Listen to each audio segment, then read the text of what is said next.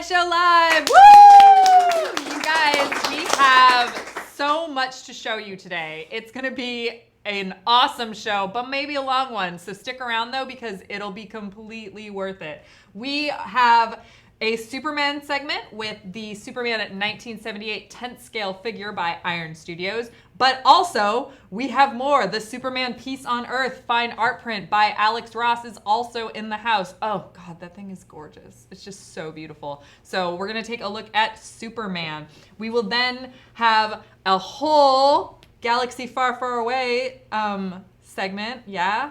A 6-scale segment from Star Wars. We have the Luke Skywalker Deluxe 6-scale figure from Return of the Jedi, the Jabba the Hutt Deluxe, Jabba on the Throne Deluxe 6-scale figure from Return of the Jedi. But we also have the Obi-Wan Kenobi Mythos figure that is distinctively not from Return of the Jedi because Obi-Wan didn't make it to that movie. Wow, I just made that really awkward for Obi-Wan. In physical form. Yeah, in physical form, that's true. He is on Dagobah in that. Anyway, spoilers. Right. 35-year-old spoilers, you guys. Anyway. Are they? Anyway. But the Obi-Wan Mythos piece is stunning, and we will have special guest Kevin Ellis here in the house to talk about this stuff because he is amazing and an expert at all things 6 scale. So, wow. And with all that, we also have Frank Mastromauro from Aspen in the house to talk about Grace and Soulfire. And he brought some amazing things to show you. He gave Jeff and I a little sneak peek, and we are really, really excited about everything that he brought today, including he has some giveaway items for all of you in the audience. So he's going to stick around for the live Q&A, and you should too, because if you are a fan of Michael Turner in any capacity, you definitely want to stick around for these prizes. They are stunningly amazing. I'm just like, you might not get them. Should we not just, we can all just have them and then you guys get nothing? No, the audience gets them. Anyway, so again, live Q&A, we're talking Soulfire, Grace is in the house. Though, Frank, you'll talk about other stuff besides just Grace and Soulfire, right? Football. Football. We'll talk about football. Yay, I finally have someone to talk about football. Yay me. You tried yesterday. I know, I really did try yesterday, and no one was biting, and it was really, really... I wasn't here. I know. Oh, anyway. But yeah, so we'll be talking about football. Lies. We're going to be talking about Grace and Aspen and Michael Turner's legacy, all the good stuff. So stick around for the live Q&A at the end of the show. But you know what? We have such a big show happening right now that we should probably get started. So let's go with our featured collector, Ruben Garcia. Wow. Wow, that's a lot. Holy moly. That is a stunning collection. You made everyone in this room go, wow. Just so you know, Ruben, that is an amazing collection. Let's just keep doing it. Wow. Wow. Now in unison. Wow. Anyway, Ruben, thank you so much for sharing your collection with us. Wow. Thank you so much for sharing your collection with us. If you would like to be our next featured collector, you can be featured on the blog and in our show. So go to side.show/blog and click the Apply Now button. We love seeing all types of collections that make us go all kinds of wow. So that's a good standard. Can you make us go wow?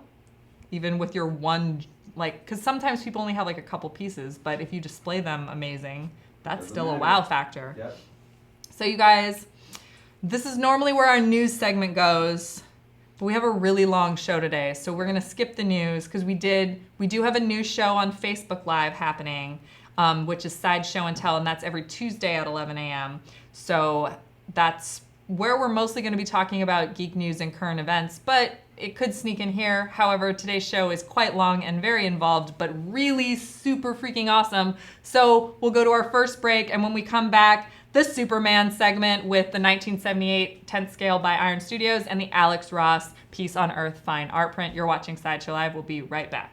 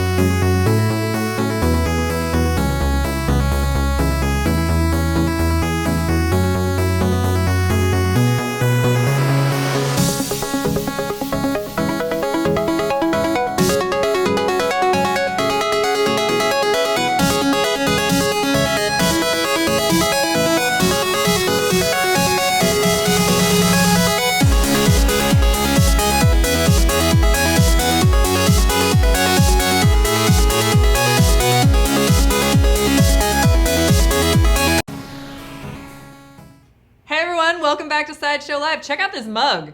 It's really cool. There's a dinosaur on it. Check out my mug. I just wanted to say that. You can make fun of me all you want, but this mug is really awesome. And I hear that Buffy's giving one away in the chats. So you guys pay attention to what she does. And Put the short link up. yeah, there's a short link for this mug also. If you want the mug, If you want the mug, this really awesome dinosaur mug, That's where you can get go it. to. side.show/dino. It's a plug for a mug. It's really cool. It is a really good mug, you guys. And if you like the design, but maybe you aren't that into mugs, rumor has it this design is showing up other places. So there we go. You know what? I'll put the mug away. Let's talk about Superman. I think we just went minus cells on that. I'm sorry. Wah wah. All right, so wow. I mean, I love this piece so much because I feel like it captures so much just of Superman's solemnness. Is solemnness a word? I don't know. Kitty's not in the room anymore. So just Superman always has such like a not a burden, but like a weight. It's the weight of the world. The weight of the world, the weight of like Yes. humanity and how and his, you know, his feelings of love towards them. And I just feel like Alex Ross perfectly captured that in this particular piece. This is an officially licensed DC Comics fine art print, Superman Peace on Earth by artist Alex Ross. It is stunningly beautiful and a 18 by 24 fine art lithograph print. It is hand signed by the artist Alex Ross himself, comes with a certificate of authenticity, and there is a limited edition of only 250 of these prints. That is a low edition size, so Gotta that grab 'em. you have to grab them now, and they are available at side.show/peace on earth. Side.show/peace on earth. Man, just think about having this in your Superman collection. If you are any sort of Superman or DC collector, this is the guy, you know? It's a centerpiece. I can totally see this like above a fireplace, or just even with the way you can light this up with a Superman figure next to it. Superman figures on either side, all around it. I expect a featured collector within the next year to have a Superman wall that features this print. Otherwise, fail on all you Superman fans, because this piece is brilliant and captures Superman's just his heart in a lot of ways. You just see how much he loves and how much he feels responsible for humanity. And it's really lovely. Oh, I'm getting sentimental. So we're gonna move on to this Superman 1978 by Iron Studios. This is part of their 10th scale art scale statue line. That's a mouthful to have to say. But yes, it's the art scale 10th scale statues. And it has the likeness of Christopher Reeve in Superman. He is made of polystone. This, I'm sorry to tell you that I can't touch it to do a full turnaround because it is the prototype that Iron Studios so graciously sent us. There is one of these. It is here, and I can't really touch it to turn it around. It is a limited edition piece, and it includes what you see here with the flagpole and the base. So if you would like to pre-order yours right now, it's side.show/78Superman. 78, because the movie came out in 1978. Get it, guys? Anyway. What? Side.show/78Superman. This is actually, like, if you go to the short link, which I think you all should, you'll see how detailed the likeness actually is of Christopher Reeve on this piece, because all the studio photography that they were able to put on the website that we can't show you here is so detailed, and you can really see that, like, that smirk, that Superman type smirk that he has in that movie. It's really perfect right there. Cool. So we hope that you guys went up and away with our Superman collection and are really excited about it. So when we come back, we will have Kevin Ellis and some Star Wars 6 scale figures. You're watching Sideshow Live. We'll be right back.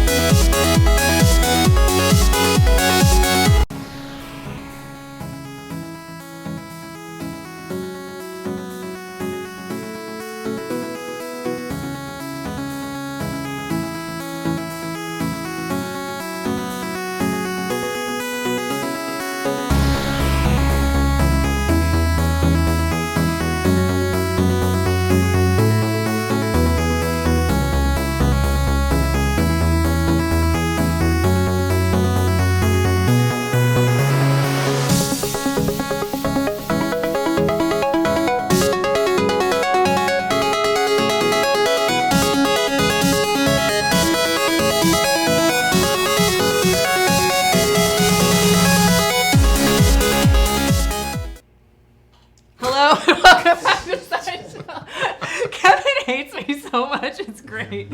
He's just like, so welcome to the show again, Kevin. I'm your favorite. You guys, well, first off, let's all welcome Kevin. Woo! Kevin is kind of an expert at all the 6-scale stuff. He is a project manager for the 6-scale figures, as well as doing various. I mean, you're not even just that anymore. You're a project manager for all kinds of projects. I don't even know what I do anymore. That's cool. Me neither. That's cool. But you're here because Jabba the Hutt, or Jabba on the Throne deluxe 6-scale figure, is about to start shipping. Yep. And he is a really intense piece, for lack of a better way of putting it. There's a lot that comes with him. And there's a lot going on with him. Tons of swap outs, lots of accessories. Even the throne itself comes with pillows and rugs and like there's accessories for his accessories. So you gotta live large, you know. I mean, blankets and pillows. I feel like on those cold nights on Tatooine. But his bed doesn't look very comfy, so you might want, maybe it's just to make... You know, teach their own. I'm not going to judge his bed preferences. You know, some people need a hard mattress, some people need a soft mattress. That's true. And some who need knows, a stone slab. Who knows what huts require for their backs? Do they have backs? Because I always think of mattress support. I think he's got a bottom more than a... I mean, it's... All right. It's fine. So, Jabba on the Throne deluxe 6-scale figure. Let's talk about him. Okay. What are some of these features besides his, illustrious accessories? I always think of like the illustrious Jabba, you know? I'm not even sure that's a real word. So obviously you've got the throne and you've got all his accoutrements. There we go. See? And then now you've started doing this, so I don't know that you can make fun of my arm movement. You did. You totally did that. It's a side effect, apparently, of being on this show. So. All right. So where to start? I mean, there's pillows, there's blankets, there's Jabba. Where do we want to start? Do you want to start with? Let's start with Jabba and the swap outs on the Hutt himself. Okay. So the cool thing about Jabba, we've basically given a piece that would normally be a static kind of statue, and has been in the past. The first one we did was very static. You didn't really get a lot out of him. And we've given the customer the chance to bring some life to it. So you've got the option for different poses, as many as you can get when you're a giant slug, and several different expressions. And we've done that with swap out arms and swap out eyes and mouths. So the current configuration you're seeing him in now, sorry, I'm looking at him from behind and on the monitor here. Basically, he's a sleepy Jabba. Sleepy Jabba. This is like before he is awoken by the noise. By Bib Fortuna, kind of. Like, hey, get up. There's somebody here. Yeah. But you can change that at your whim. So what we've got here is we've given him 3 different. Let me make sure I'm giving him the same set of eyes here. We've got these lovely. I like mixing and matching the eyes. That are, I don't know if you want to see those, but so you can gouge out his eyes here. They are magnetized, by the way. And you can tell the right from the left. There's a Roman numeral 1 and a Roman numeral 2. That's how you tell the right from the left. Left is 2, right is 1. Sure. They will also only go in one orientation, which also helps. Says you. So what we've got here now is his more open, like he's gonna pay attention. You've got something to say, I guess. Excuse me. I'll acknowledge that you're actually in front of me. The third option would be his surprised eyes. Is what I like to call these. These are those are the like, oh my gosh, Boosh, the bounty hunter is Leia. Yeah. Yep. Or oh my gosh, I'm getting strangled by a chain. You know, there's several instances where oh my gosh, why eyes. do I even talk to this Leia girl? Because she's clearly a problem for me. But you are also right in that you can mix and match them. I think one of the iconic images that we looked at in while we were developing it is there's one scene where he's just got one eye that's just kind of, he didn't feel like checking out the whole scene, so he's just like. Well, he's like the leader of a criminal organization, so he only has so much energy he's willing to put into opening his eyes. He's putting his energy into being a criminal. Yeah. Sure. Sure. I do like to mix and match his eyes a lot because I think it's fun. Yeah. But I think it's even more fun to swap out his mouth. Yeah. So let's do that next. So, along with his closed mouth, you've got the option to do, let's pull that out. Again, this is magnetized just like the eyes. So it just pulls right out there. And he's like, hey, you know, what's up? He's laughing. When he got his hookah, he can kind of sit next to there like he's about to take a puff. And then and maybe the best, and by definitely the best. I mean grossest. Definitely the grossest also. The most needed, slimy tongue, drooling, disgusting Jabba. Absolutely. Again, when he's about to taste his frogs or he's about to get choked by Leia, my favorite configuration is those surprised eyes.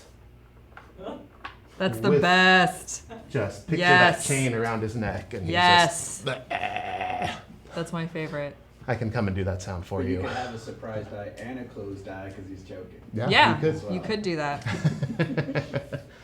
So, let's just get him back to neutral here. Yeah, let's get him back to... looking at the arm options that we've got. That's true. He does also have arm options.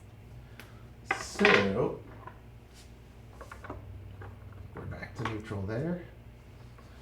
So his arms come out, again, attached by magnets. So you can replace that arm with an always necessary pointing arm. His get off my lawn arm. And then that is the official title.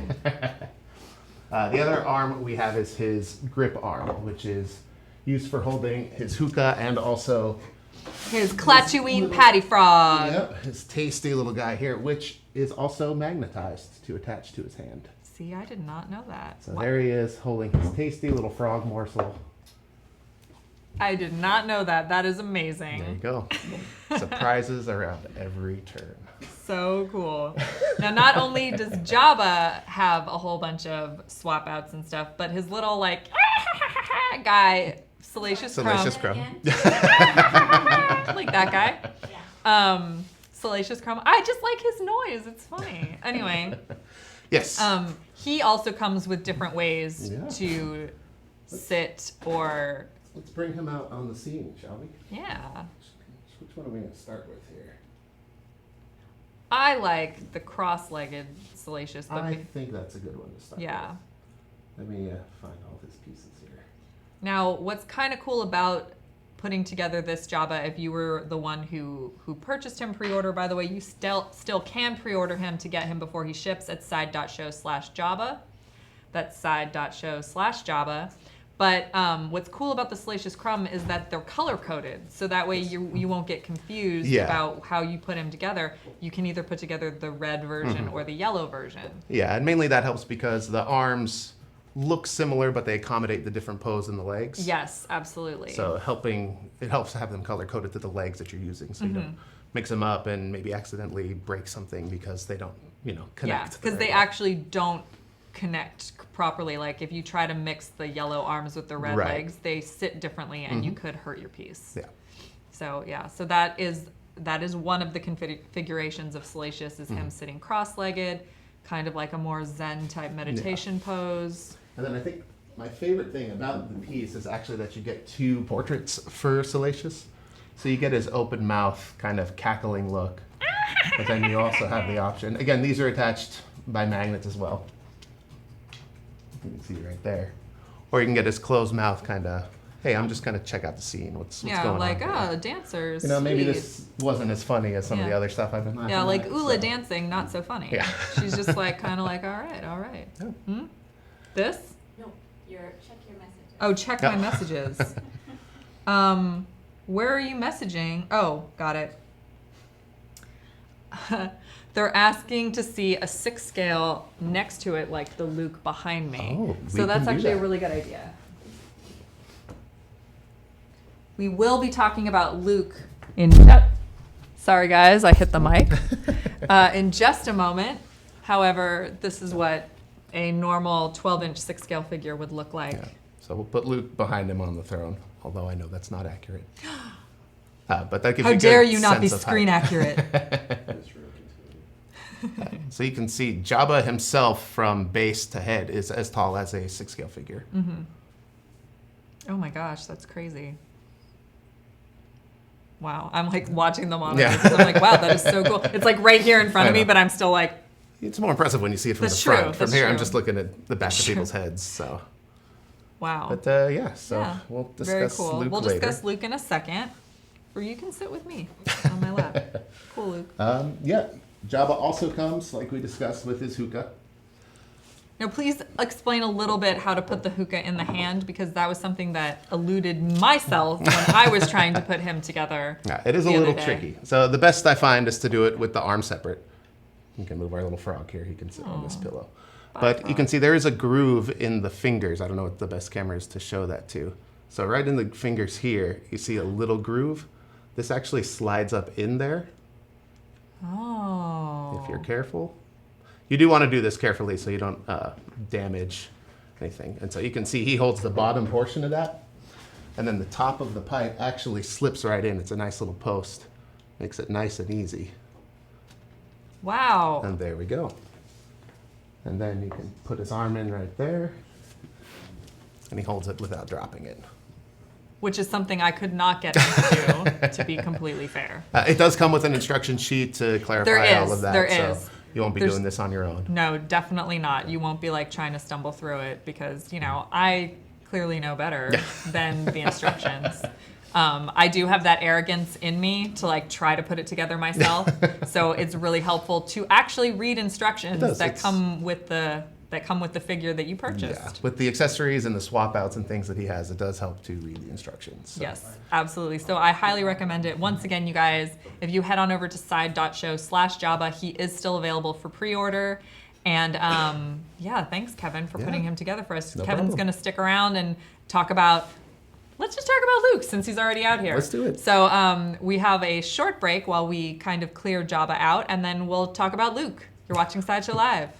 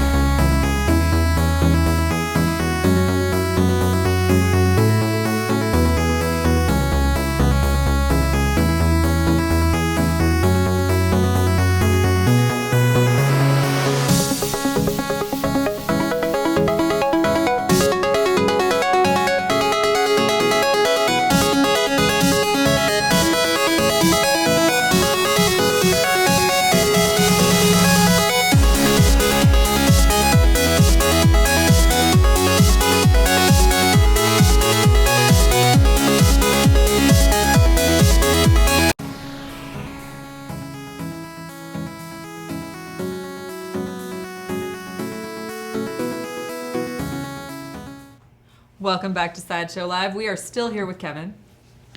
I'm still here. But now we have the Luke Skywalker Deluxe 6-scale figure. My lovely assistant, Kevin Ellis, is here.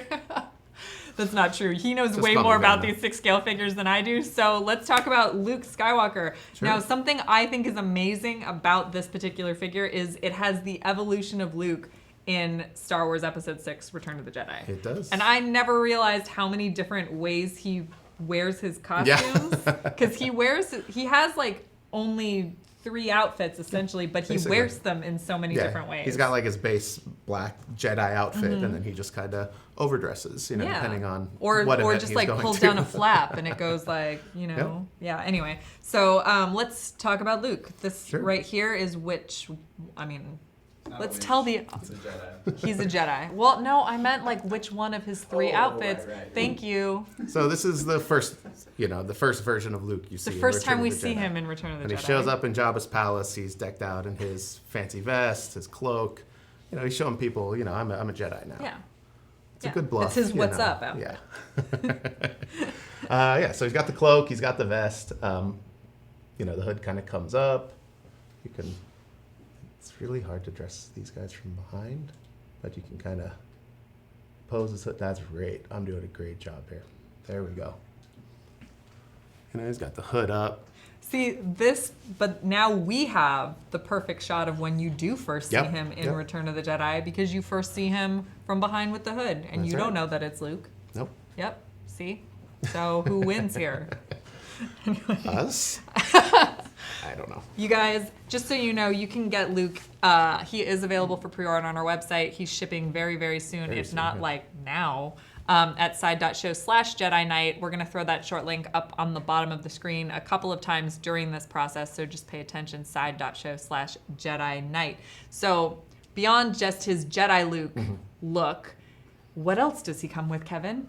So much. He comes with, obviously, which you wouldn't see in this scene yet. No, you wouldn't. But he does come with his saber. I can just hold this. Yeah. I can do, the iconic Return of the Jedi Luke saber. I see you've constructed a new lightsaber. He does. He comes with the blade. This swaps out if any of our customers have the Obi-Wan Kenobi mythos figure, which we'll talk about in later. just a second. The swap out for the blade is exactly the same as that. So, where am I going? Here we go. He comes with his Jedi belt. Jedi belt. And that's worn on just the black costume. He's got several sets of hands, including his gloved hands, which he wears after taking damage to his hand on the sail barge. And we also have that hand as well. Ooh, damage. So much damage. hand. So much damage. And you want to cover something like that up, that's fairly unsightly. So then you put a your glove fashionable Jedi wears his single black glove. on. I was like, how Michael Jackson of him. Is he a Jedi? I mean, I feel like he definitely turned into some sort of Force ghost. I feel like that happened. But yeah, so Luke does have, he comes with several different hand poses. We've got some force hands, some fists, some grip hands. Absolutely, yeah. The official list is there are 11 interchangeable hands that he comes with in total. And that includes the gloves that we just showed you. There are gripped hands, there are pistol hands, there are lightsaber holding hands, and gesturing hands. So on top of all of this, we've also included his Endor gear. And so what that obviously entails is his poncho, which I'm going to take out of his dry cleaning bag here. It's true. I feel like there was lots of mud on that forest moon. So he comes with his hooded poncho, the belt that he wears with it, which is a simpler belt. And then we also included an alternate head with the helmet that he wears while riding the speeder bike. And so the helmet is not removable. No. You do need to swap out the There's an entire entire head. head that swaps out for that. That's very cool that he does have 2 completely different swap out portraits. So that's cool. But Awesome. yeah. So on top of that, we also have underneath here, I'm going to undress Luke here Luke. briefly. He's very modest. I'll Now's just... not the time. Yeah. I love watching Kevin do stuff like this because he's so like pro at it, where it would take me so long to change the clothing on a figure. Kevin is just like, nope, it goes like this, it goes like that, and we're done. So, just a quick look on this one here. Obviously in this guise, he would have the belt that we looked at earlier, but we have included a magnet both at the top of the costume and then down at the center, so you can flip this down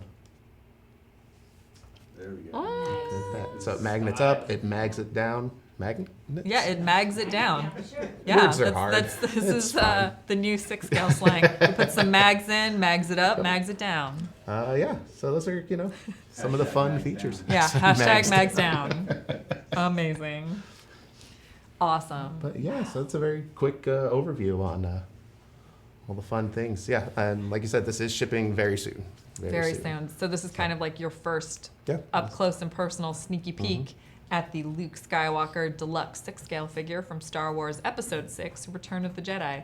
Again, you can head on over to side.show/Jedi Knight. There's a full list of everything he comes with on the product page, and he is available for pre-order. He is shipping very soon. Now, we do have you for one more segment, Kevin. more. So are you ready? Let's do this. Let's do it. You're watching Sideshow Live. We'll be right back.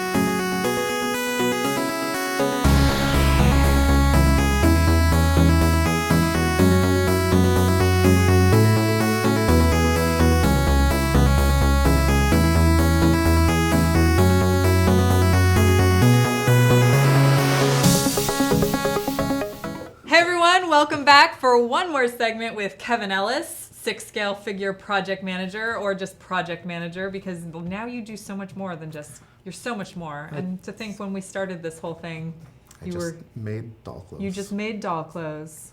Wow. I've come so You're all grown up. So you guys, we have the Obi-Wan Kenobi mythos 6-scale figure here in front of us. Now, something that is so cool about the Mythos collection is being able to explore various elements of the character that didn't exist in the films but could have existed in the films. It's the what if version. Yeah, what could have been, what might have been, what we didn't see but wanted to really badly. So tell us a little bit about the Obi-Wan. So this is obviously inspired by our 5th scale statue that we did many years ago at this point. Such a gorgeous We piece. really wanted to take a 6-scale approach. I think there was so much in that design that lent to be a really impressive 6-scale piece.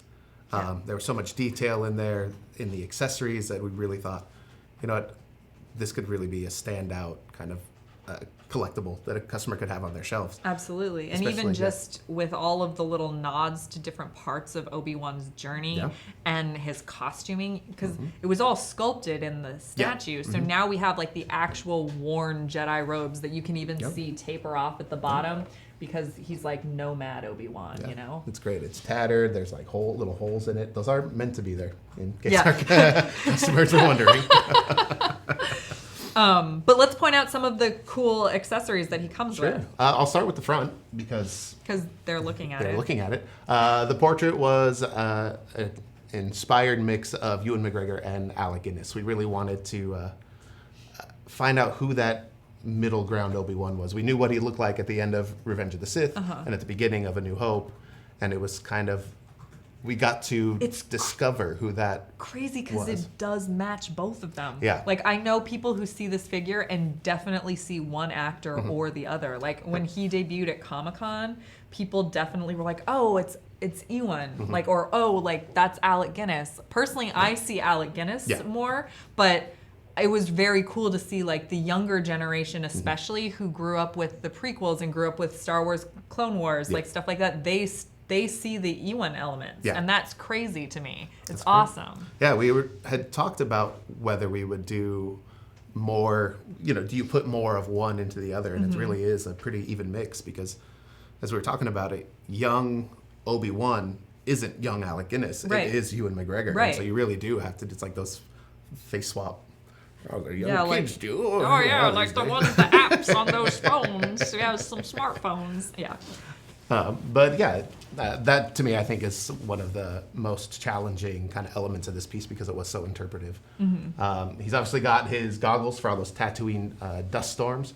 We do have which I don't believe we were able to show on the prototype. The goggles are actually wearable, but maybe a little difficult here. But they Since do you're doing it actually- upside down and backwards, it's a little more Yeah, challenging. Double check it. They actually, they can be tightened up to fit. They do kind of snug up right to his face there.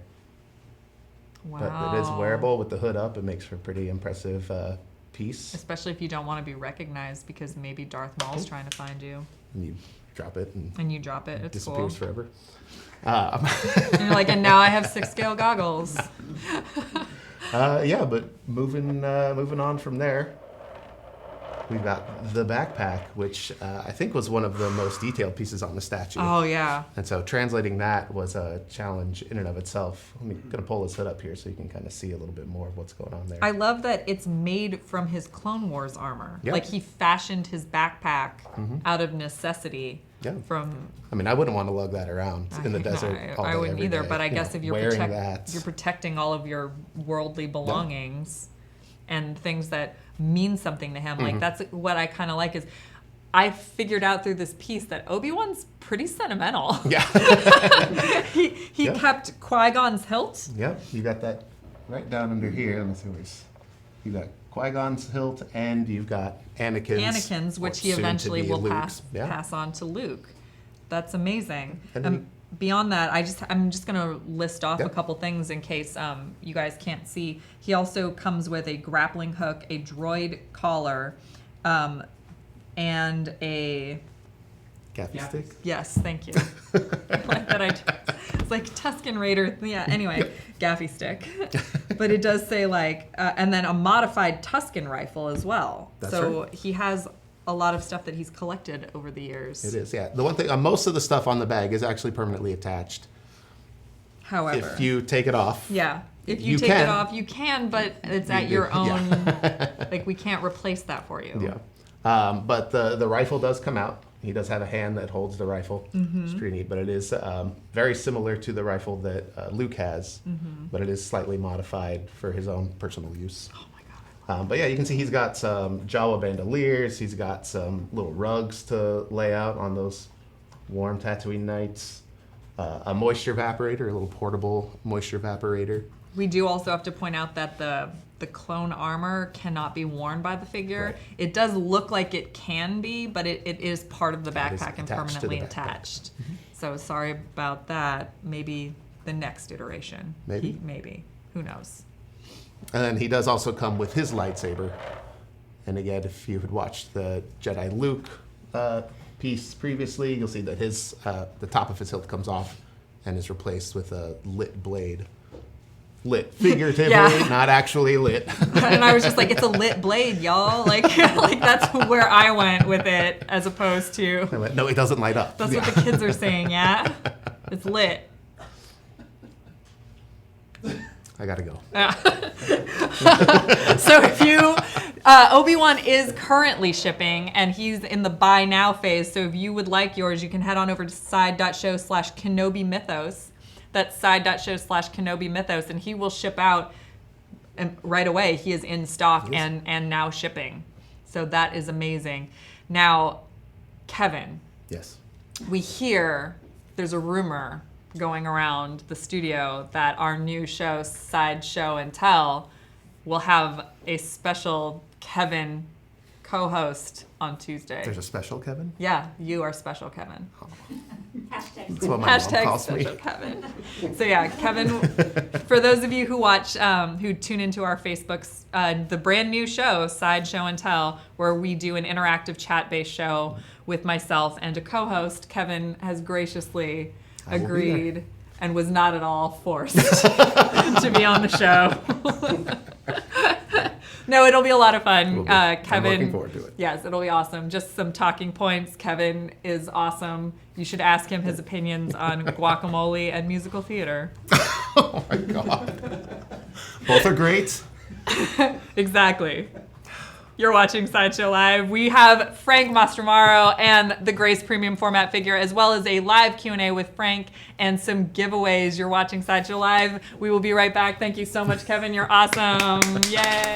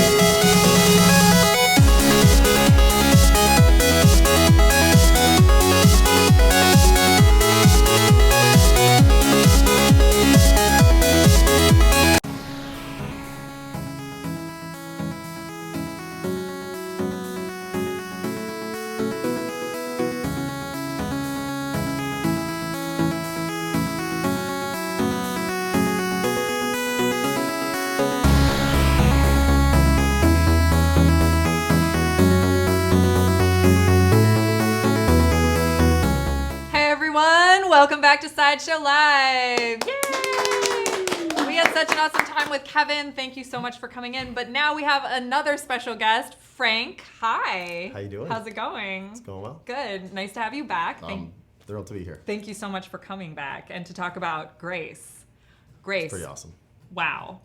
Wow. I mean, it's pretty the neat. wings, like, oh my gosh, there's so many things about this piece that have blew me away. Like when we debuted Aspen, who's right behind us, Okay. she was stunning, and then Grace, it's like, they're completely different characters with completely different powers who do completely different things in completely different worlds, but somehow their magic is captured in both these pieces. So. Yeah, this particular piece was truly a labor of love. So many different layouts and things that they showed me at the beginning. Mm-hmm. And we had, for those of you that know some of Aspen's history, we did a Grace smaller statue years and years ago that you can't really find too much anymore, and this particular figure just destroys it. Because that one was standing still and was the awesome good girl pose, and after we had done the Aspen statue like that, and it turned out so amazing, Igo suggested, hey, why don't we do a more action-oriented one? So they sent over some sketches and everything, and everybody at the studio loved this. I love that the wingspan is out, because so many times you see her with the wings down, because that's kind of more like, it's easier to capture in 3D. But we decided, like, nope, we're gonna go full wingspan, full everything, full power. This is Grace. Yeah, that's funny. That's one of the things I saw people online saying, it's not gonna fit in my case. And I'm like, I know, sorry, you'll have to put it on top. You'll have to get a The custom wings- case. The wings don't fold. Yep. So, Frank, you've worked at Aspen now for how long? Too long. No, but like so long. I started Aspen with Mike and with Peter. So Wow. end of 2002 is when we started putting things together, and we officially premiered in early 2003. We had our 15-year anniversary last year. So now this is all pushing forward into our next step of Aspen. It's been a long time. That's amazing. Yeah. So you were able to work with Michael Turner like when he was still around, and Yeah. how does it feel to be a part of his legacy? Oh, I live my life every day pushing his legacy forward. I won't stop. And so many people, when they come up to me at conventions and tell their stories and how they got into comics because of Mike's art or because they love Mike or whatever, I'll never get sick of that for the rest of my life. And I just always strive, and everybody at work puts forth so much effort and energy and just into having that same desire that Mike kind of brought us all together for. So it's pretty cool because I miss him every second.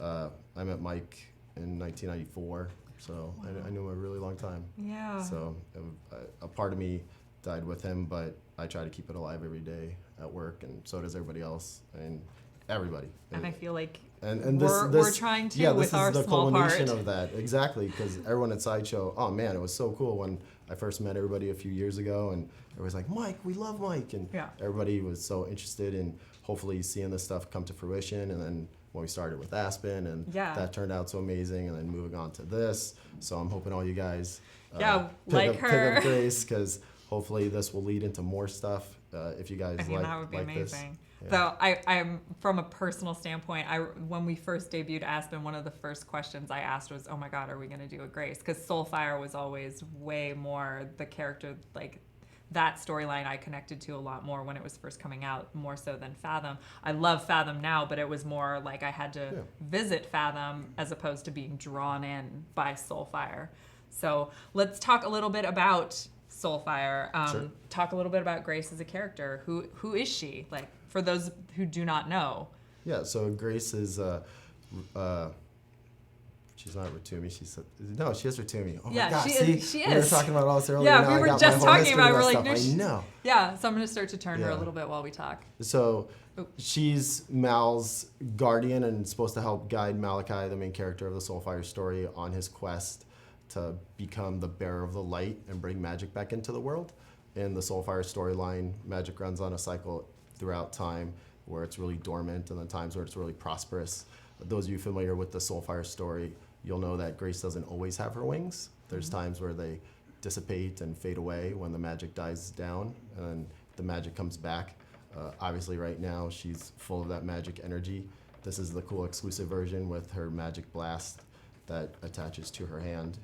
But Grace is definitely one of our strongest female characters. That's why I believe we chose to do this statue right after Aspen, because it was the two properties that Mike's most known for, aside from all the different projects we did at DC and Marvel and whatnot. But for Mike's own creations, having Fathom and having Soulfire be the two main properties. Absolutely. And this is the one. So really excited, looking forward to pushing this all year and having Grace lead the charge for the statue. It's cool. So how has Grace evolved over the years? Like from when Mike first was starting to talk about Soulfire as a comic to like where she has wound up at the end of her series. So what's really cool is I was actually on the phone with JT Kroll, who's been writing Soulfire since the beginning, on the way here. And JT and I were discussing quite a bit actually about Grace and about the Soulfire universe, because we're working on a few side things right now. And Grace, Mike was only a part of the first volume. Yeah. In fact, he passed away before the final part of it. I brought some cool things to show you that go along with that. But it was up to me and JT, knowing what Mike had in store for the property, to push forward and create all the stories. So the last 6-7 volumes of Soulfire have been all of me and JT discussing, going through the storylines, pushing things forward. And we've actually evolved Grace quite a bit. There was one time in volume 4 where she succumbed to the chaos, to the dark side of the magic. Yeah. And she was the main villain for that entire storyline, which was pretty fun. Yeah. We changed her up. The artist Mike DeBalfo, what's up, Mike?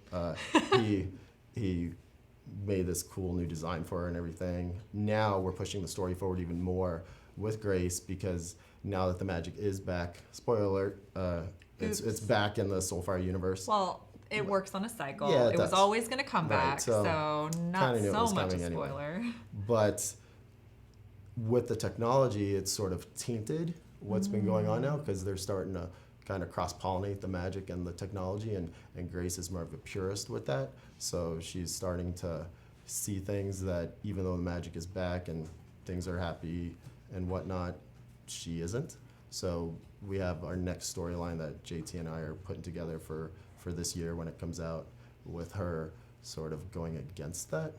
Without spoiling a lot of stuff, it's going to be a lot of fun, having her not be always aligned with Mal for Wow. the entire storyline. So it'll be fun. We have some cool stuff coming up that I think people will really like. That's really awesome. Yeah. I'm looking forward to that. I love when characters have a conflict, like with the thing that makes them the most powerful, you know? Yeah. It adds a whole new like level to everything and layers to her as well. Wow, okay, cool. So what have you brought with you today? We're at the show I and brought a tell lot of good portion. stuff. I'm Yeah, just like so I brought a ton of really he cool brought giveaways. so much stuff. So the Yeah. giveaways we're gonna We'll do save during for the the- live Q&A. Yeah. So the live Q&A, you guys ask Frank all kinds of questions. Yeah, really good ones. Really good ones, because he's gonna pick the best ones. And I'm just gonna like shout out a couple of the things that he brought. He brought a couple Michael Turner art books. He brought something signed by Michael and Peter. And he also so this brought stuff, the which first. is cool. Yeah. I brought some cool. These are not artwork, for giveaway, Yeah, by the way. But this entire folder, I'll do it without hitting the So thing this is right, the show if and you can tell. see. Yeah. So what I did after Mike passed away, obviously over the years I've sold a lot of his original artwork, but there were certain things that I just couldn't sell or we weren't ever going to sell.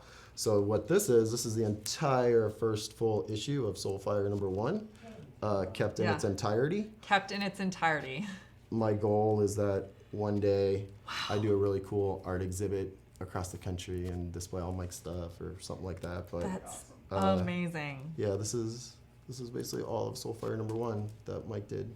So it's pretty cool because this is the whole entire book Oh my god.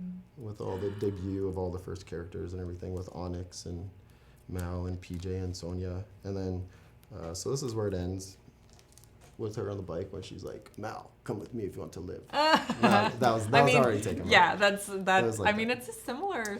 A lot of these pieces are ones that Mike really loved, so he kept in his personal keep collection. So I've never sold them. He really loved Benoist, and this was the first appearance of that character. So he kept this whole sequence because he was named after one of Mike's good buddies. So Mike kept a sequence where he premiered. This was a cool dream sequence with Mal that was in one of the middle issues of Soulfire, I believe issue #5. And Mike kept this because this was actually a dream he had one night with him where he was falling. A lot of stuff that went into Fathom and Soulfire was all stuff, and Shrugged actually, the book that me and Mike created, was all based off of things that happened to us in life, or dreams he had, or things That's that we amazing. experienced. So many things that happened in the book, like this dream sequence with him being free and whatnot. Yep. Which way? Oh, there we Like go. that? There we go. Yeah, with him, and then all of a sudden he just starts to fall. Mike had that dream one night, and so he put it in the book as a sequence for Mal. This was Rainier with the dragon. This was first appearance of Peely, who's one of our good friends. Hi, Peely. So she's in the book. His first Rainier, because a lot of people, which was cool, didn't know that he was a quadriplegic, that he doesn't have arms or legs. So he just used the magic to move everything around. This was Mal when he was fighting his Again, demons. yep. Sorry. No worries. There we go. Now what's cool, I'll show you in a second with this particular sequence. This was another part of Mike's life where the cancer had come back and he was fighting his own demons. So Mike had put this little sequence in Soulfire. This is where Mal's wings first debuted. Wow. And burst out. And then this right here, which I told you guys earlier, so this story. this is pretty cool because it's Mike's, it was the last page he ever drew of Soulfire before he passed away. And what's so incredible about this particular piece is that this is when they were getting ready to go into the Everlands. And when you actually read the book, the character Ren right here is talking about going to a new world, and it's going to be tough, and you're going to have to really fight. And it was crazy because the script was done before Mike passed away, and this was the final page he did before he passed away with him going to a different world. So it just kind of fit and was pretty crazy. And so along those lines, like this is the one cover, issue number 7. He loved this cover because this is Mal facing off against this big giant, dragon creature. Mm-hmm. But this was when the cancer came back, so that's basically Mike fighting his demons. I remember he drew this cover around that time. Then this was the last Soulfire cover that he did before he passed. He actually didn't even finish. This is at stage 2, because a lot of people might not know, but Mike drew everything 3 times. He laid it out, erased it, got it all to this point where it's really rough, and then he erases it again with a kneaded eraser, and then he basically went in and inked himself with a pencil. You would hear him sharpening his pencil like 100, 200 times when he was drawing covers and everything, because he'd have to erase it. So you'd be like, oh, phase 3, it's happening. Exactly. It's about to happen. And then this stuff's pretty cool. This was just I thought this was just a cool piece. It's Mike just a liked it. dragon. Yeah, the big dragon. I like just a dragon. Yeah, But it's just an the awesome, it's big, just a super magical, awesome mechanical dragon. There you go. And then this was one of Mike's first ever Soulfire covers with Grace and the Dragon, which was one of my favorites. It was pretty cool. I love that one. This came out in 2003, so it's pretty old. And then this was the very first time Mike ever drew Grace. And this actually has Ecos on it as well, and a lot of people ask about that too. Well, we can have an Ecos discussion at another time. But yeah, first Grace and Ecos, when we sent this to Wizard Magazine back when people still read magazines. And Magazines. had a cool voting. We printed up 150,000 little voting things for people to choose if they wanted Soulfire or Ecos to be Mike's property when we started Aspen. And Soulfire won, but not by much. It was around 55% to 45%, so it was pretty close. Pretty even split right there. Yeah. Wow, so we could be making an Ecos instead of a Grace. It's crazy to think if it would have Went the other switched way just around. a little bit, we would have had 7 volumes of Ecos and only that Soulfire preview, and this statue probably wouldn't exist. Yeah. So I'm really glad that it does, though. Yeah, me That's too. amazing. So, just so you guys know, Frank, we're about to show you all the things that you could potentially win. So you need to be, I have some questions coming in, but we're going to need some really good ones, because this is going to be like, if Frank thinks you asked a really good question, you could get anything from this pile. It's really cool stuff. I just tried to find some cool things. So this is a whole set of Soulfire number 1 with all the variants, and then the beginnings, which was the first Soulfire book that we did way back when, 2003. Soulfire 0. So if you want to get into Soulfire, just thought this was pretty cool for the number 1s. Brought a full trade paperback. So if that's you want to the read the whole definitive story. edition, and you want to get a very nice base and foundation of the Soulfire universe and who Grace is. That's a good one. This was cool. This is the one. We made these cool little slipcases. There was only 500 of them. We made these quite some time ago. But what's on the slipcase, Frank? Yeah, it's signed by Mike and signed by Peter. So this is number 9 out of 500. I actually grabbed that out of the stuff in my office because we don't sell them anymore. So you guys, and it includes both hardcovers of volume 1. So you get the full story, plus it's signed by Mike. So I thought that was cool. And then two different hardcovers. I win that. Yeah, no, I win it. No, okay, fine. Jeff wins it, but he's leaving it in his Yeah. office so I can look at it. Okay, deal. This was the full sketchbook that we did a couple years ago that included pretty much everything Mike did from the time we started Aspen till the time he passed away. I actually So- have that. And then this one we just did this year at Comic-Con, which That's the one I was looking 15 through. for the 15-year anniversary, and it basically just includes a Because he whole bunch of draws, Fathom and Soulfire stuff. he draws women so well. They're like realistic but still magic in a lot of ways. I mean, well, a lot of people were really drawn to his stuff because of his line work, and because even though they were sexy, it was still alluring. That's what I mean, is that they were sexy, but they weren't like provocative. I don't know what I'm trying to say. Still, too. They were tough. Yeah, they were sexy, but they could kick the crap out of you. Yeah. Yeah. Yeah, with his Wonder Woman. Yeah. Oh my! And his Supergirl. I mean, anyway, we could go on and on and on about this. I almost had a fight at Comic-Con that year when I debuted the Supergirl artwork because I only had 6 covers to sell, and there was about a dozen and a half people that wanted to buy them, and everybody's like, "I claimed that one first," and I'm like, "Relax." Almost had to. I need to ask if one of them was JC because Jesus. Yeah, Michael Turner's Supergirl is like his favorite ever. Anyway, but I'm glad that he didn't scream at anyone about.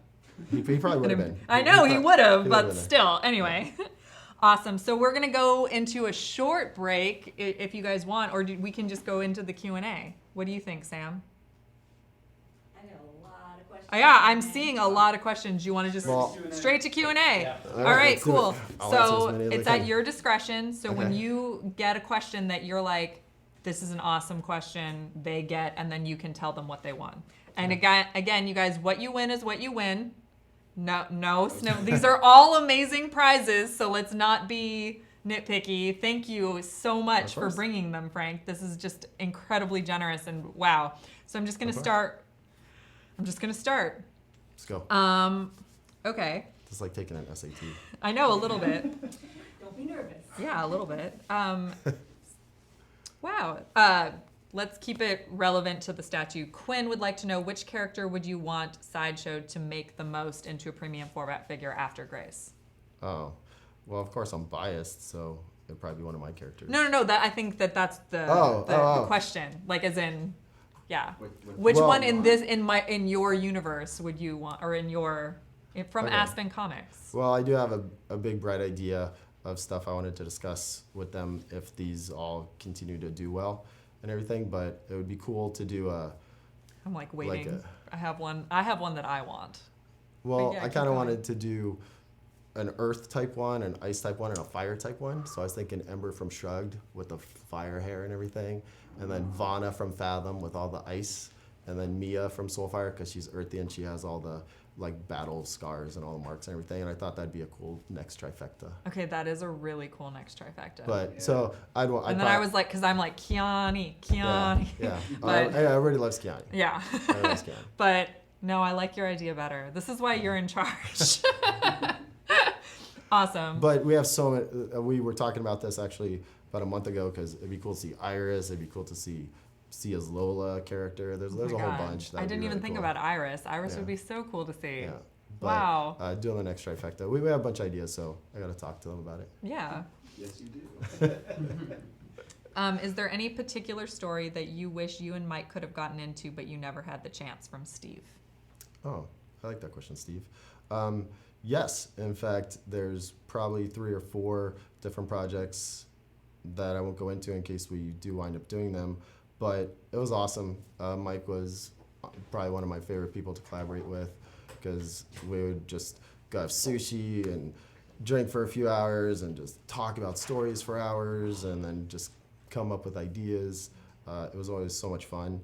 And yeah, there's probably 3 or 4 different ideas that I still have percolating that Mike had written down in his sketchbooks that we have and everything. Aww. So at some point, those will come back around. We've had, over the last 5-8 years at Aspen, we've tried to be super cool with all the people that work with us, doing Jordan Gunnarson's Dissension, doing New Way with JT and Alex Conad, doing all different types of projects, doing Lola with Sia. We've had so many over the years that we love so much. Yeah. And I didn't always want it to be like, oh, here's the next thing from me or that Mike thought of or something, right? But there's definitely still a few more, so they'll be coming. Awesome. So that's a good question. So we'll give him one of the hardcovers. One of the hardcovers. Yeah. Which one? We'll give him this one. This one. Yeah. All right. So Steve collects. You just won this. So head on over to social@sideshow.com. Shoot them an email. And Congrats, Steve. yeah. Congrats, Steve. So look for your instructions in the chat with Buffy. She'll give you more information, but social@sideshow.com is where you're going to shoot your email to claim your prize. So Steve collects. That's an awesome question. Okay, wow, there are so many. It's very difficult. Here's one from Aaron. Prior to his death, did Michael give any sort of direction for the evolution of his characters moving forward? Not really. Not really? I mean, kind of, but there was way more stuff to talk about before he passed away than that. Yeah. So we had already previously discussed, though, where the Soulfire story was going to go. We already had the first 3 volumes pretty much set and figured out, even though Mike wasn't done with volume 1. And then same with Fathom. Not until, I believe, volume 5 did we start doing all that stuff ourselves and just pushing the storylines forward without Mike. So there was definitely a little bit of stuff prior to that, but around the time of his passing, we didn't really discuss it too much. So cool. This is a question for you, Frank, specifically. Bill wants to know, what was your first inspiration that caused you to seriously take up your profession and passion in comics? Okay, good question. Sweet. How much time we have? I was like... in a super quick nutshell, Incredible Hulk's my favorite character. I've loved him since I was 5 years old. I got that huge Sal Buscema Hulk puzzle for Christmas that year. It was 4 foot by 6 foot, and I put it together, and I love that thing. So loved comics my whole life. Yeah. Then when I got to high school, I discovered girls, so I got out of comics for a while. Then when I got back started college, then I got back into comics, but more for the artwork and everything, and that's when all the big, huge 90 books were coming out. Todd was on Spidey, Mark was on X-Men, Jim Lee was on all his books. It was an amazing time for like an artistic revolution in comics, and I loved it. And so I started really following it. The store I shopped at in Arizona was like no other comic book store I've ever been to, Bow and Board. It only had comic books, didn't have trading cards or toys or anything like that. And the owner of the shop, Philip Foxhoven, who wound up helping us start Aspen at the beginning, he would bring in a lot of different artists, have them come for signing. So I was 14, 15 years old, meeting, Ron Garney and Brett Blevins and all these different dudes. Like You're just like, hey, what's yeah, up? all those guys have known me since I was a kid. Oh my gosh. So that's adorable. I know. Philip's brother, Brad, was going to college when I was in high school. He's the one who helped start Top Cow with Mark Silvestri. Oh my gosh. And that's where the link came. He offered me a job in 95, 96. And I was like, oh, this is awesome. I can't wait to move out to California. And I can't because I was working at AT&T at the time. And I was being responsible because my stocks hadn't vested yet. So I didn't want to lose all my money. Aww. So I'm like, sorry, there goes my dream. And then 2 years later, I retired from AT&T, called up Brad, said, hey, that job's still available? And he said, when can you move out here? And I moved out the following weekend. And I've been here since summer of '98. Wow. So that's, and I met Mike the year before he started Witchblade. He was on Ballistic. And Brad, who was at Top Cow, said, hey, Frank, one of our new artists is coming to Arizona for a signing. Do you want to meet up with them, take them to dinner and everything? Because Brad knew me. Yeah. And I was like, sure, that's cool. So I go to the signing. Here's Michael Turner, brand new artist. Nobody really at the signing. He finishes up. I bet those people all feel really yeah. stupid now. I'm like, hey, Mike, I'm Frank. I introduced myself. I'm like, talk to Brad. You want to get some food? And he's like, sure, let's go. And that's when I met Mike. So it was a long time ago. And it's just that simple. Yeah.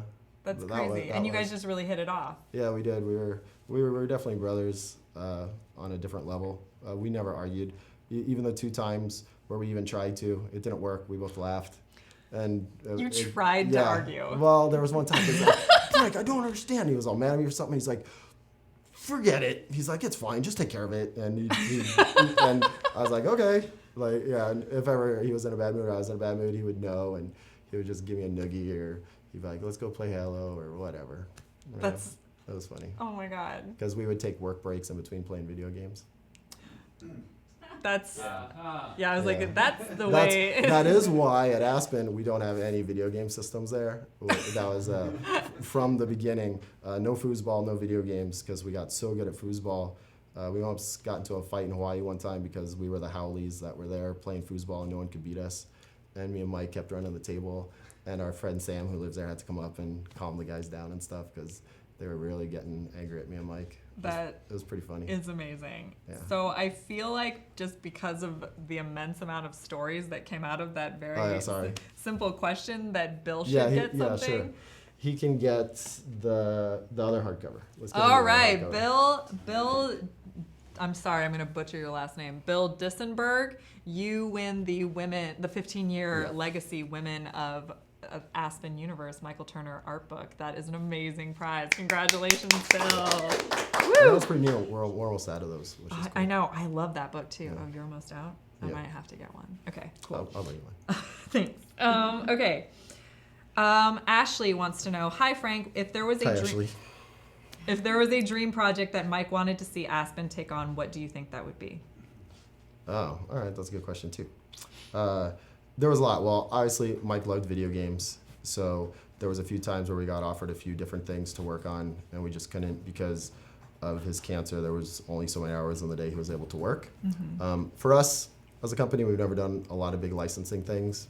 Just hasn't been our forte. We've definitely done work with DC and Marvel. But outside of the DC Marvel stuff, it would probably have been a video game thing. Mike really loved Halo. That would have been fun to do back in the day.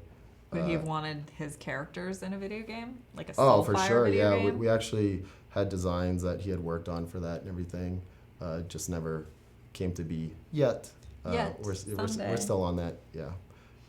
That's awesome. But yeah, it would probably be something video game related because Mike was a big gamer and he loved video games. So maybe Metal Gear Solid, maybe Crash Bandicoot. 'Cause we love Crash Bandicoot. That's awesome. I think we played.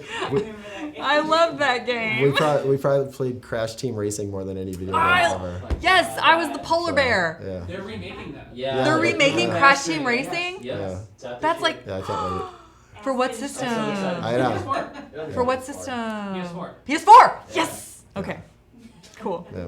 And then I can't host the show for like 2 weeks because I'll be playing that. Anyway, So that's, she gets the set of number ones. she gets the set of number ones. Ashley, you get the set of, this is Ashley Yeah, that's like Brienzo. 1, 2, 3, Ashley 4, Brienzo, 5, you 6. get the set of number Yeah, ones. it's eight different books. 8 different comics of Soulfire number 1 that has all the variant covers. That's an awesome gift. So yeah, email social@sideshow. Congrats, Ashley. Wow. So many questions. Nicholas wants to know, what are some of Grace's abilities that have disappeared that haven't been restored yet? And I think he's talking about your hint about things to come with Grace. Yeah, for sure. But I'm not sure you can answer that one. That's a good question. I don't have an answer to that yet because we're still going over the new volume.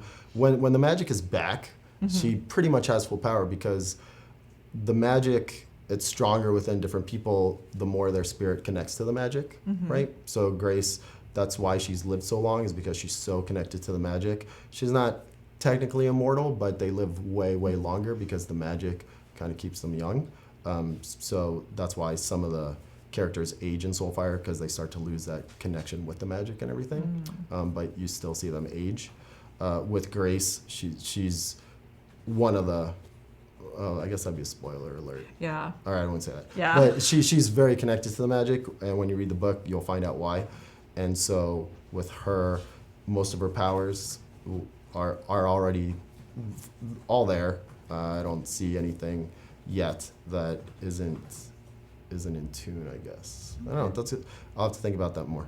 I'll think about that more. Jamie Dewberry would like to know, what artist, living or dead, would you like to sit with and learn from? What artist? Is comic book artist?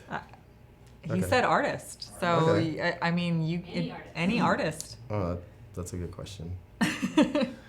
Oh man. Let me think about that for a minute. while Okay, we think talk. about that for Yeah. a minute. Misty says, with so many badass, strong women coming out in comics and movies, which one do you think would be closest to Grace or Aspen? Like, for someone who doesn't know Grace or Aspen. Sure. I know it's difficult to compare sometimes, but Yeah, man, this is like the SATs. I know it kind of is. Well, I haven't seen Captain Marvel yet, but it looks like she kind of goes through that. She definitely goes through a little bit of the like right? change and connection with something that's. I mean, that in would be her. something current. I'd have to think on that one too, because even with Aspen, because we did announce last year that we're working on our Aspen or our Fathom and Soulfire feature films. We have a lot of good stuff coming up for that. So hopefully we will break ground, and those will be the characters that people look to for. There you that. go. So, We won't have to. We won't have to say they're kind of like this. You'll just be like, go watch the Aspen movie. Yeah. Go watch Grace. Go watch Soulfire. Yeah, we have. This is going to be our year. I'm really excited. We have some great stuff coming up to announce and to let people know. So if you like this, if you like that, if you like any of our Aspen books, you'll be really pleased with what we have coming up this year.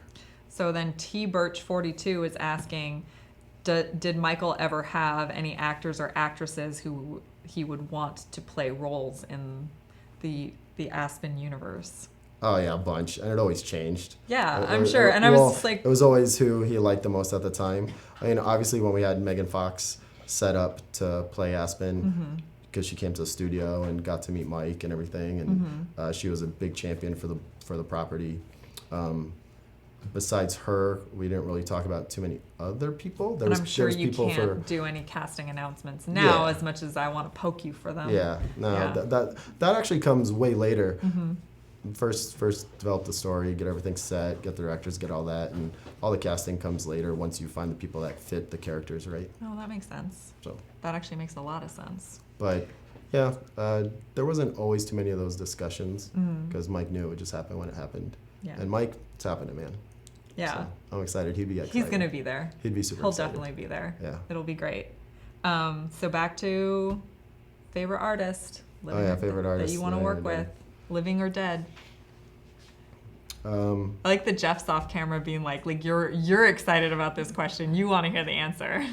You want to answer it. Okay. Yeah. Do you want to answer it, Jeff? What would be your answer, Yeah. Jeff? Who's your answer? My favorite artist ever is Dolly. Dolly? If I could sit with Dolly, I would. Yeah. I'd lose Wow.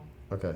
Well, fine. I'll answer it twice because it would be awesome to sit with Frank Frazetta.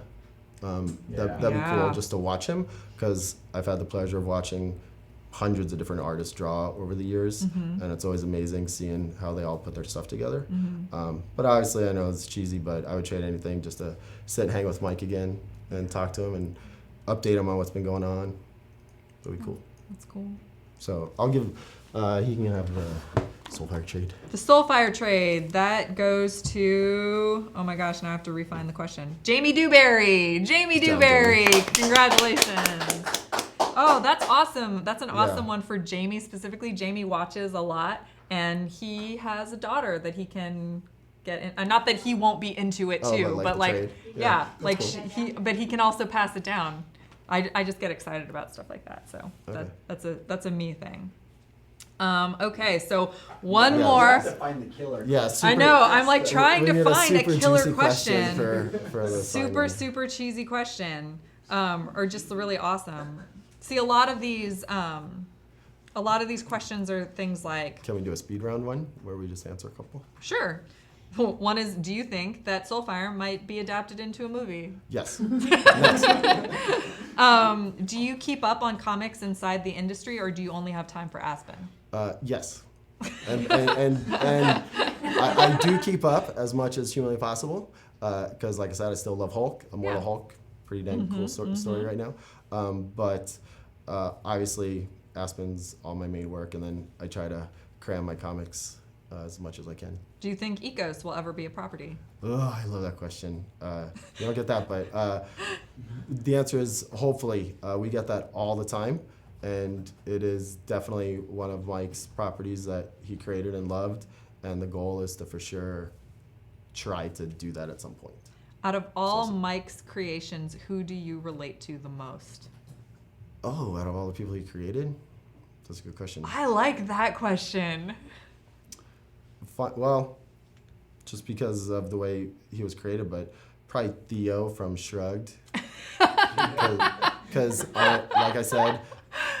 For those who don't know who Theo is, maybe explain Theo a little bit. So Shrugged is a property that I created with Michael that deals with the angel and devil on your shoulder. What if the voices inside your head were real? And if it was a movie, it'd be sort of like an updated Roger Rabbit, where it'd start in the real world to go to this animated world, and then those two worlds collide. And it's him discovering those voices and we gave meaning to the gut feeling and butterflies in your stomach and all these different human emotions and everything. And Theo is the main kid in the book who finds out about all of that. And so the whole story is about him losing those voices. So he has to make decisions on his own for the first time, not realizing, and about how he deals with everything that's going on while that's happening with Ange and Dev, the angel and devil, off his shoulder, no longer guiding him. So it's a lot of fun. It's definitely one of our most, probably like 4-quadrant books that could skew older, skew younger. Where hopefully that will be something that gets developed more soon. Wow. But yeah, probably Theo, because there's a whole scene in there where it was something that happened to me in college and everything. So I relate to him the most because of all the stuff he goes through. That's awesome. Yeah. Very cool. All right. And then where does Frank see Soulfire and Aspen in the next 20 years? Oh man, that's a good question. All right, fine. So, I just hope, that we're still around, that we've made some really cool properties, because over the years, Aspen's definitely had its ups and downs, right? And I feel we've put out some really good stuff. I feel we put out things people have really gravitated towards, other stuff that didn't quite work, but we still tried. And so I see no reason why we wouldn't continue to do that. We definitely, I don't know why, we always choose the harder path sometimes, but... Because of the payoff. Yeah. That's usually what the harder path is for, the payoff. It's tough to do that all the time, though. Yeah. So we're trying not to. And so in another 20 years, I'm hoping we have all of our features done, all of our shows going, and I can sit and know that, all this work paid off, because it's definitely been a lot. And everybody at work, I want it to pay off for them, because everybody's worked so hard, and it's been a long time coming. So You have such an awesome team that works with you all the time too. No, they're all good people. Yeah, they're all really good people. It's really cool. It's awesome to see you guys growing the way that you have, and to know that the 15-year happened last year, and you guys are just going to keep going, and things are just going to keep paying off. Yeah, I hope so. It's really cool. So I want to give this particular to Mad291, because I also want to say Mad291 also asked several of those rapid fire questions. So they're clearly trying very hard to win this, and you won the big get. That is Soulfire's 2 volumes signed by Michael Turner. Oh my God. And Peter, of course, and Peter as well. Wow. Thank you so much for being on the show today. You guys, awesome. We had such an excellent show. Oh wow. So we still have Frank, we have the Grace premium format figure. We showed you 3 different Star Wars 6-scale figures and all their accessories with Kevin Ellis. Thank you, Kevin, for coming on the show as well. We also did a Superman segment that, wow, I feel like we did 3 different shows and not just one show. You guys, be sure to like and subscribe to our YouTube channel. If you're on here right now, feel free to click that subscribe button, because we love it. We want to see you guys coming back for all the shows. And Buffy is about to drop a link into the chat for our next show, which is tomorrow. It's a Court of the Dead live stream, so be sure to click the bell, set your reminder for every time we go live. You guys, thank you so much for watching, and don't forget to let your geek side show. Woo!